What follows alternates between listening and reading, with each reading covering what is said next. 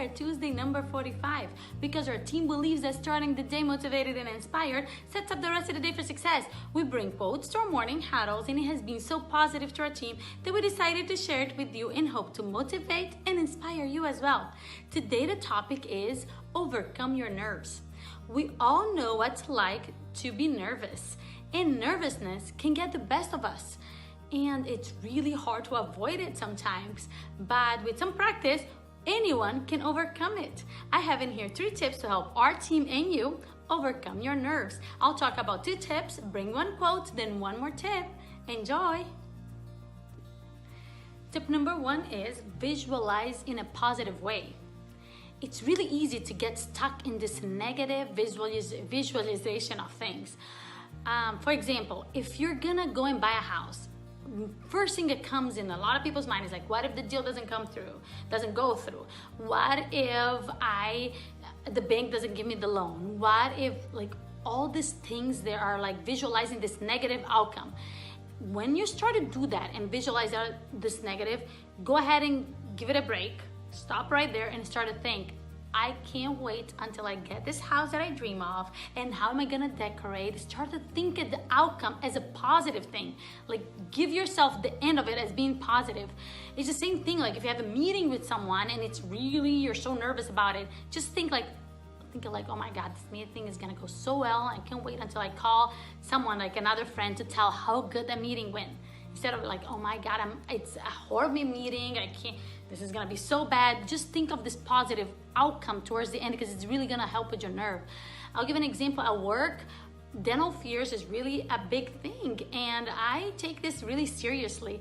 And like each case, of course, is dealt differently because it goes case by case. But what really helps is I just treated a patient that was so nervous, been long time, years, like 10 years ago, go to the dentist because I'm so scared. I don't even want to hear what I have. I'm scared of everything, and the patient is crying. I'm like, this is not serving you.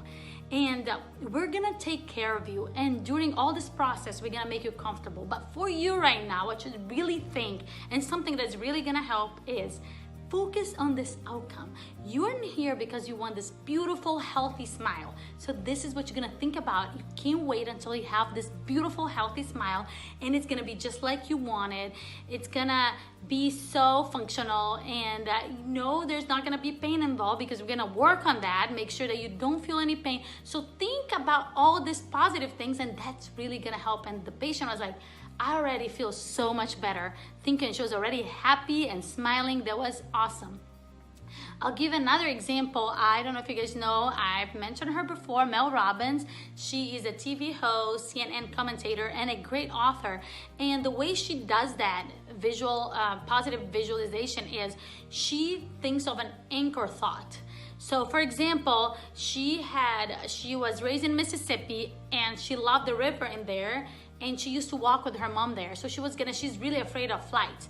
So when she was gonna go and fly there, she's giving an example, instead of thinking, oh my God, I'm gonna fly, and all about this bad things of she thinks when she's gonna fly because she's afraid of and she gets nervous, she started to think, I can't wait until I walk with my mom on the Mississippi River. And she started to imagine herself in the river and walking. That really gets her nerves calmed down. So if you really wanna overcome your nerves, you gotta visualize in a positive way. That really helps. Tip number 2 is be prepared if possible.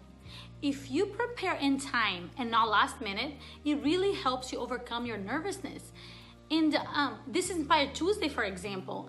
I know what the topic is gonna be and what I'm gonna talk about, but for sure I prepare for it. Like, I think about what examples I'm gonna give. At least I don't read off a script, but definitely I have the bullet points in my mind, like I'm gonna touch base on this. So, I can come in here and say the things I wanna come and not be mumbling the whole time.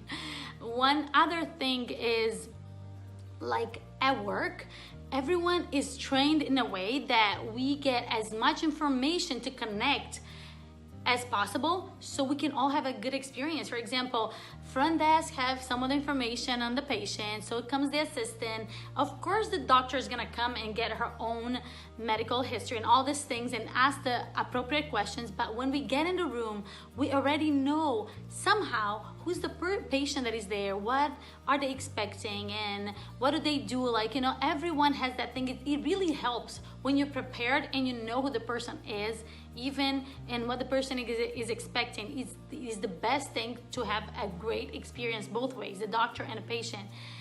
One extra example, when I started my career, I was not a business owner. I started in a nonprofit organization, and I had an interview just like any of you would have to get a job. And I got this email with all the people that are gonna interview me. It was like a whole day interview, different people in different departments. Of course, I went to the website. I read all these things in the website, and I made sure to look at each picture of each one so I know who I'm gonna be talking to. That gives me more confidence. It's like I get less nervous when I know what they stand for and what do they do in the company. For example, I even knew that there was not a doctor there at that point that I was gonna interview, so I kind of knew a little bit what kind of questions I was gonna be going through. Yes, it's not gonna be perfect. You're not gonna know everything, but just to prepare yourself to know what is the mission and what do they do. It totally makes you go in there with the right question and knowing who you're talking to. That really helps that to, you know, get a preparation before you get an interview or anything you do in your life. That really helps with your nerves. The quote today is from Michael Pitt. You always have nerves, and it's important to respect your nerves and your doubts, and then you have to ultimately overcome them. Tip number 3 is interpret nervousness as excitement. I watched this interview with Simon Sinek. If you guys haven't heard of him, please go and check this guy out. He's one of my favorite authors ever. He has this book, Start with a Why. Anyway, so he was watching this interview for the Olympic athletes, and this reporter kept asking all these athletes, are you nervous? How do you feel? Are you nervous? And every single one would say, no, I'm so excited. So he was like, man, it's kind of almost impossible not to be nervous. Like, you worked all year long, and you're gonna go right now, your life depends on this moment pretty much, kind of, and you're calling this excitement. The thing is, if you know, like when you're nervous, all your physiological symptoms are gonna be your heart's racing, your sweat glands, you're sweating a little more.